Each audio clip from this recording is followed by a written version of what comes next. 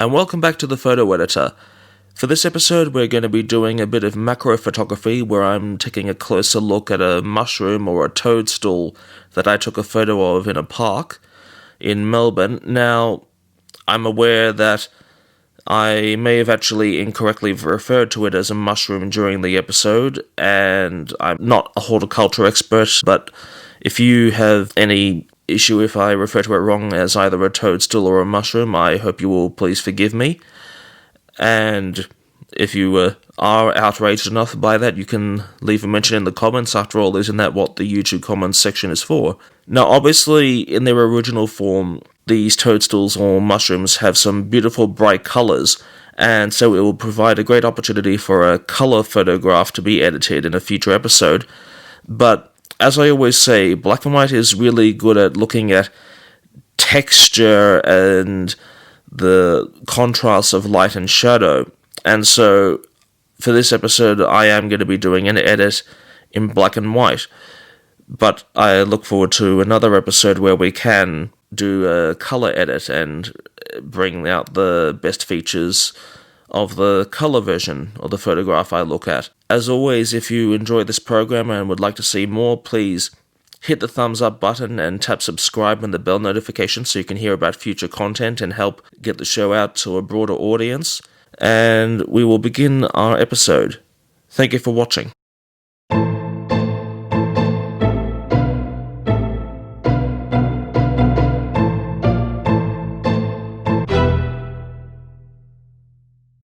So today I am going to be doing a bit more of a up-close macro-type photography. I have some close-ups of a mushroom at a park I took. I like the really bright colours, although I want to be trying to do a black and white edit on this one, particularly because black and white is so good at picking up texture, and it's excellent, I find, for macro photography. But that doesn't mean we won't be doing a colour edit soon, as with our previous episode. I should probably be creating a colour playlist for a special occasion. But we'll get started on picking a mushroom from here, and I took a couple of options. That one isn't quite as sharply in focus as I'd like. That one's a bit further distant. That seems to be a little faded out, so I like, and I don't like those aerial ones. You take a few experimental shots just to cover all bases, but sometimes they just don't work, which is okay. Digital photography is cheap.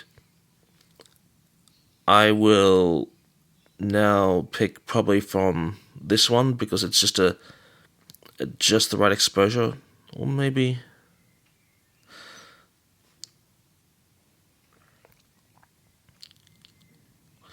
No, I think I'm going to go with this one. It has a bit of that golden hour lighting, and it's also, I like kind of the sort of palm tree type sway theme it's got going here. So we'll go to Silver Efex Pro.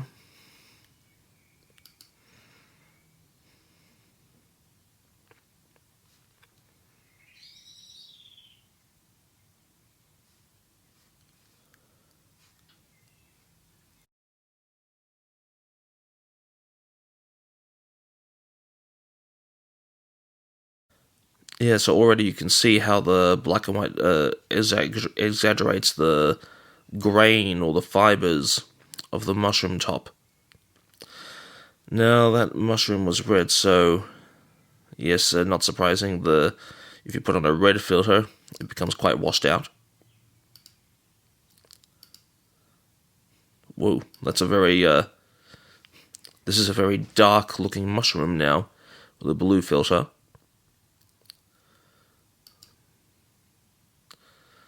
But this way it kind of pops a bit with the green. Sort of makes the foliage really stand out and the darkness of the mushroom. So it's quite interesting, a really high contrast. Picking a film type. Acros 100 softens it a bit.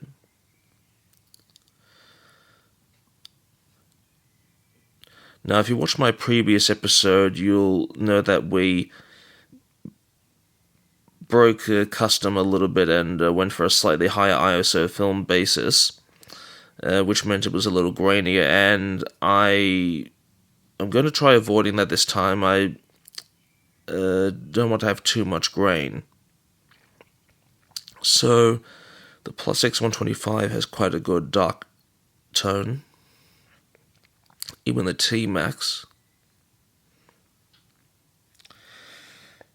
So you can tell from, if I were to pick 100 T-Max, you can tell up here the rating on Silver Efex Pro, which is part of the Nick collection. The grains per pixel and the relative softness, which is linked to the film type that you select. So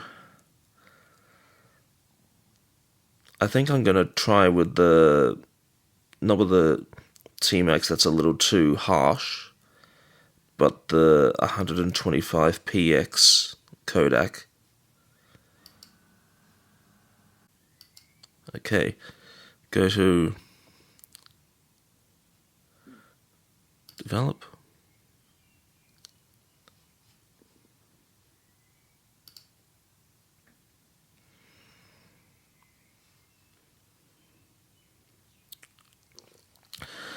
Yeah, so the foliage of the grass is quite bright, thanks to the filter we chose, but it isn't too overwhelming. But we obviously want the mushroom top to be the hero of the day, so I will start by allowing that to shine its brightest.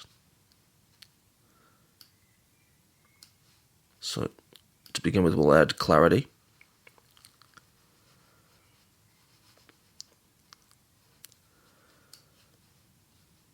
Then texture.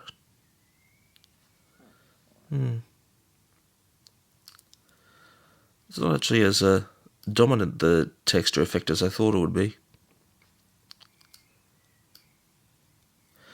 One thing I do notice though is that adding a lot of texture really highlights these tiny little white spots, and being that it's a mushroom, like the really tiny specks, and being that it's a mushroom, I can work with that. But you've got to be careful when you are doing edits that little details like that don't become too exaggerated when you're creating your image. Details count. Alright, now the stalk, we'll add some clarity to that too. As it's not quite as in focus, it probably won't be as noticeable. And while we're here, there's a bit of a shadow reaching over the stalk, and so I want to try upping the contrast and see if we get a bit more drama going.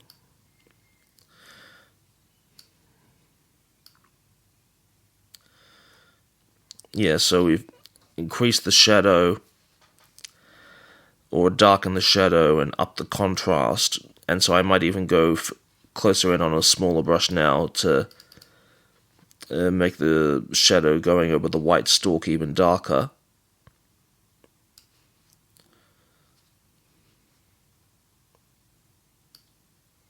So just try downing the black. Yeah. Get a bit of film noir going on the stalk.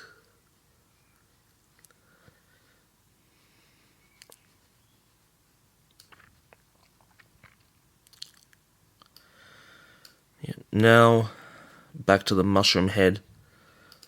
I'm going to add some highlight.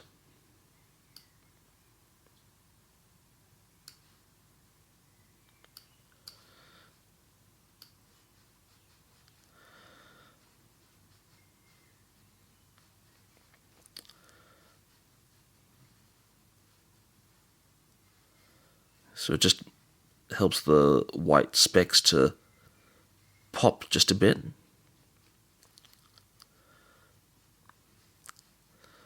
Let's see what happens if I add a bit of dehaze around these edges here. Okay, so that makes it quite dark. So I might try and really confine the dehaze just to the outer edges. where the focus just kind of tapers off, and to see if I can make it pop just that bit more. Yeah, that seems to work.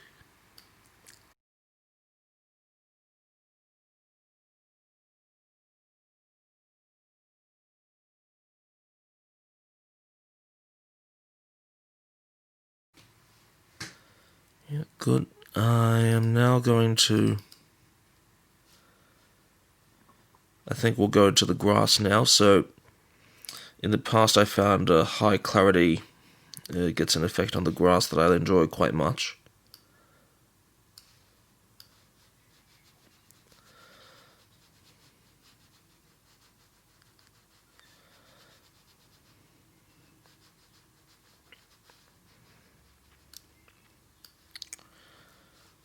Yep.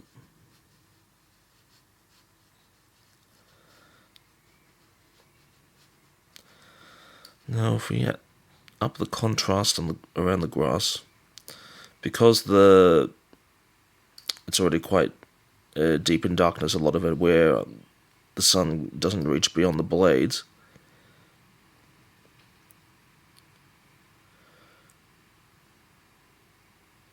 We do notice, like, particularly here, it seems to pop a bit. I seem to be using that word a lot today, pop. But, no, that isn't because we're doing a picture of a mushroom.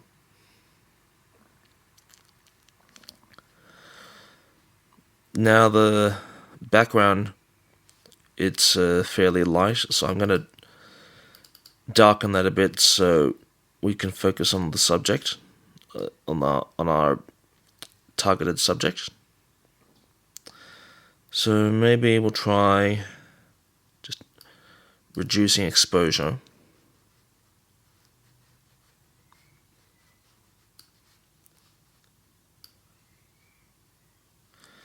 Always use a big brush for the big sweeping changes like this, otherwise you might get too much patchiness.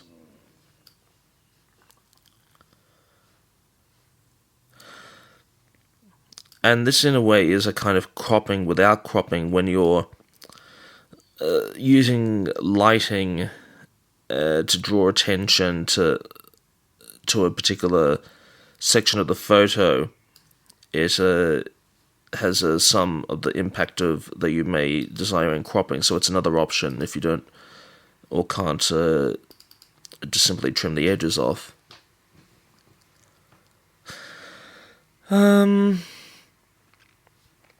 Okay, we have these rather strong fibers on the mushroom. I'm actually going to try maybe creating some little streaks of highlight and whiteness to exaggerate their qualities a bit more.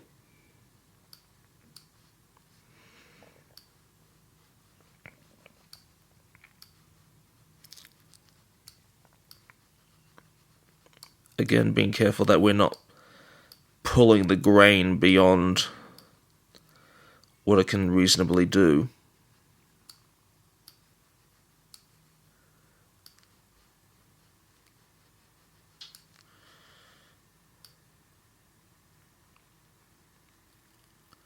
Okay, so when I down the dehaze, we can create some rather streaky effects, which is probably a little too caricature for what we're doing. But at least I can sort of leave it at that quarter level there, and it pops out a bit, and maybe on this lower dark edge I might try a similar thing.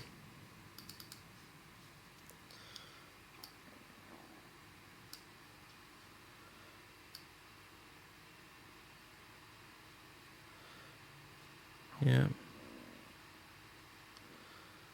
Not too bad.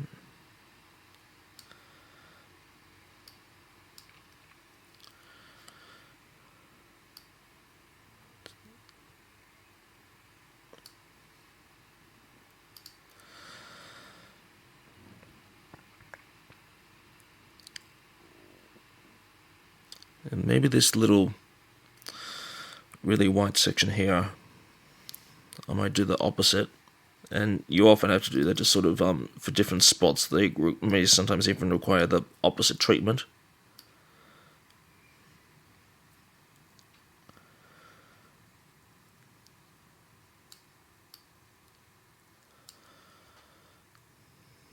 Yeah.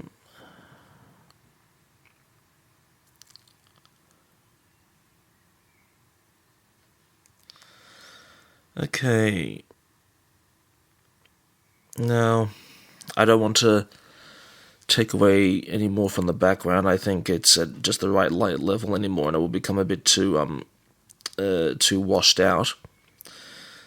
So I'm liking most of the grass. The mushrooms, the mushrooms good. We've got the white spots really standing out, and the edges are quite decent and crisp looking. We've got our deep shadow over the stalk. I might see if I can go along some of the blades of grass and add some highlight just to up the ante on the drama of the picture a bit. See, I think that's a decent brush size.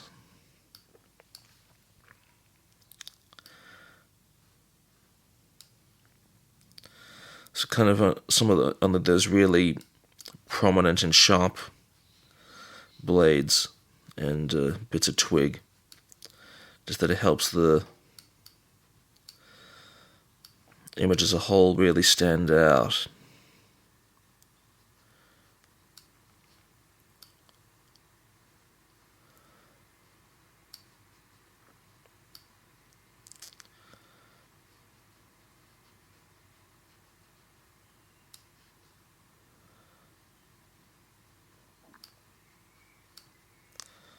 It almost has an infrared quality to it. Yeah. Good. And if we add just a bit of highlight to the stalk.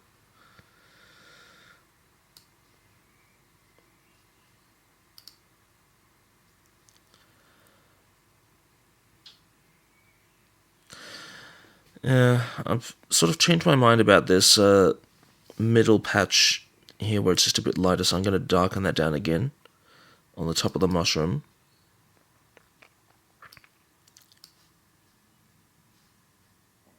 Make it a little bigger, the brush.